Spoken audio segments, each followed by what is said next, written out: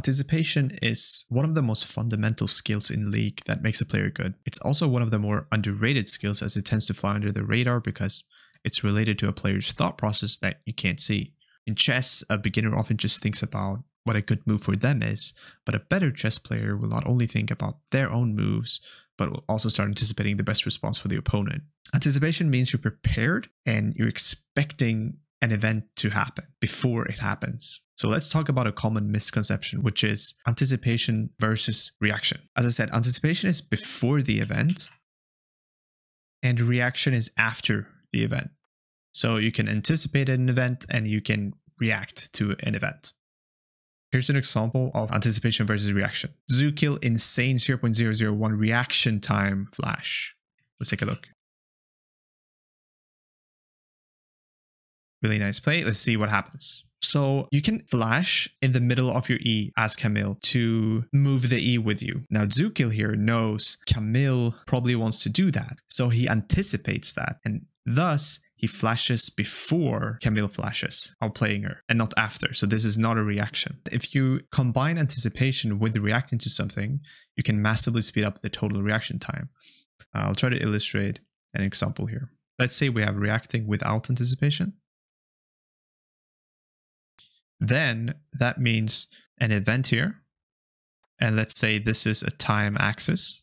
Then first of all, we need to perceive the event.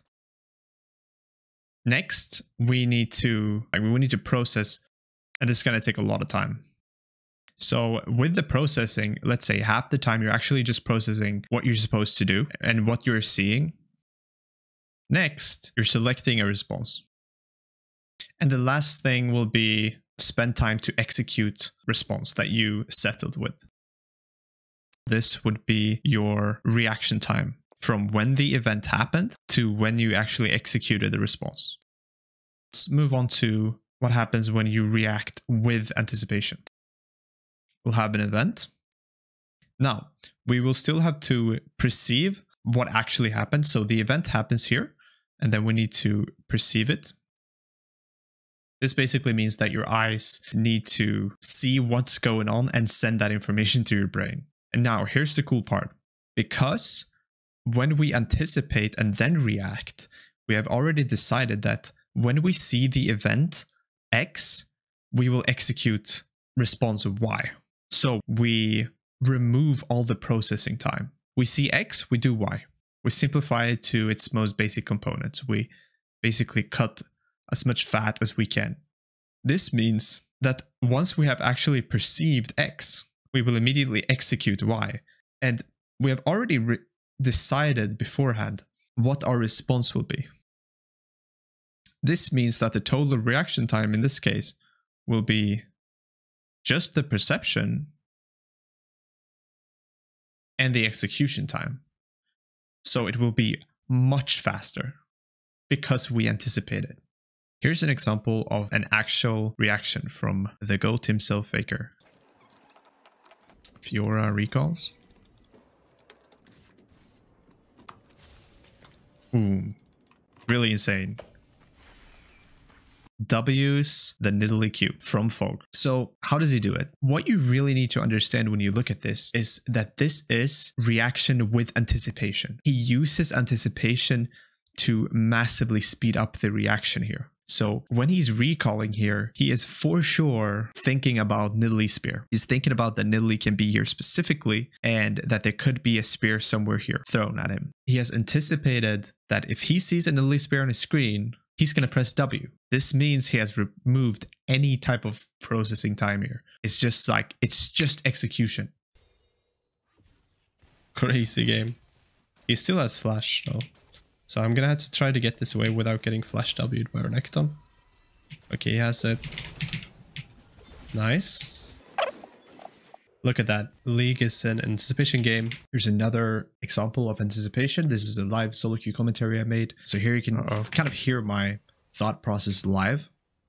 I might die to Esther ulti. So that is pure anticipation. Like, don't confuse reaction with anticipation. Some of it is reaction, but without anticipation, it's not going to be fast enough. Here, I want to show an example of me using anticipation in an EOS, the Grandmaster solo queue game. I'm playing Bane against Garen. I'm crushing the Garen. They have a Twitch mid, my team's bot side, and I'm pushing the wave here.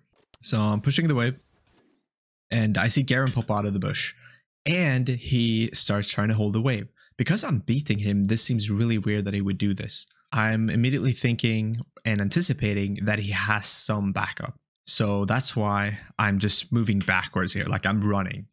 My instinct is to run. So I'm looking at the minimap. I can see that Graves pops up, and we can see the bot lane. We can't see their mid lane, Twitch. I'm kind of anticipating Twitch to perhaps be here. So I'm moving up cautiously, and sure enough, Twitch pops up. And because we anticipated for him to be there, I'm able to get out of there without spending too much resources. Now, I know that he knows that I want to crash the wave. So I'm going to anticipate that he wants to stop me from doing that, and he wants to gank me again. So I'm going to ward the Tribush here, and I spot him moving to try to gank me. So another anticipation win here. So we're just wasting his time. Okay, he wards the bush, and now I walk up here to crash the wave. I know that he's in a desperate state of mind here because he has invested so much time, kind of like the sunk cost fallacy here. He wants to make it work. And I'm thinking that he thinks that I have a false sense of security because I have the ward. So he's going to get his Q back up here. And I'm thinking he's going to Q over the ward and try to kill me again. Because sure, he can get the wave mid, but apart from that, there's not really that much he can do here. So I'm thinking that he's going to do that. So that's my anticipation. I anticipate that he's going to try to gank me again. So I move forward, playing with the timing here, keeping him interested. And then I'm thinking, okay, now he has queued, so I'm just going to start running. I just preemptively start running as if he queued, right? I have no idea. I just anticipated that he was going to do that. Full anticipation. Here, and I just start running,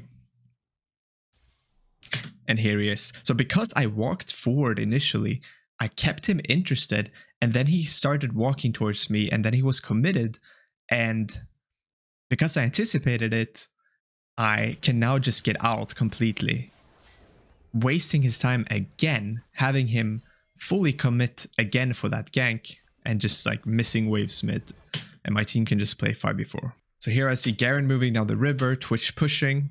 Okay, I know that Garen has Q flash. So once again, getting into the mind of Garen here, I'm thinking, okay, Twitch going to push. Garen's going to think that I'm going to try to defend the tower, and then he's going to flash Q me with R. That's what I'm thinking. That's what I'm anticipating. So you notice how I'm pinging that Garen might do this. So I start preemptively backing off tower.